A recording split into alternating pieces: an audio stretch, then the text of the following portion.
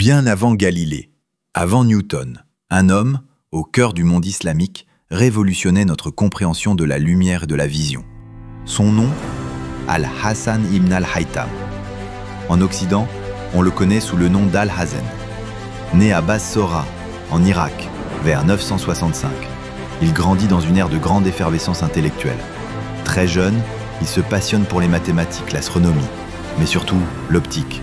Son œuvre majeure, le livre d'optique, changera le cours de la science.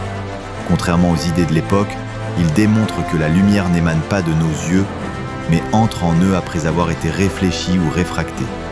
Il mène des expériences rigoureuses, utilisant une caméra obscura, l'ancêtre de l'appareil photo, pour prouver ses théories. Pour la première fois, un scientifique combine observation, hypothèse et expérimentation. Il pose les bases de ce qu'on appelle aujourd'hui la méthode scientifique.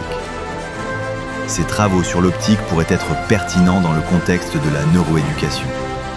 Même s'il n'a pas travaillé directement sur le cerveau ou la neuroéducation, ses études en optique et en vision ont jeté les bases de la compréhension de la perception visuelle, un domaine pertinent pour la neuroéducation. Ces avancées ont été novatrices et ont influencé les sciences de la vision au fil des siècles. Mais Al-Hazen ne s'est pas arrêté là. Il a aussi contribué à la géométrie, à la mécanique céleste et même à la philosophie. Il a écrit plus de 200 ouvrages, dont beaucoup ont influencé des géants comme Kepler, Descartes et même Léonard de Vinci.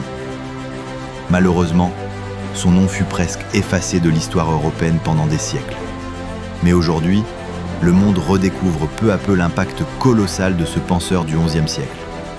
Al-Hazen, c'est le symbole d'une époque où la science brillait à l'Est.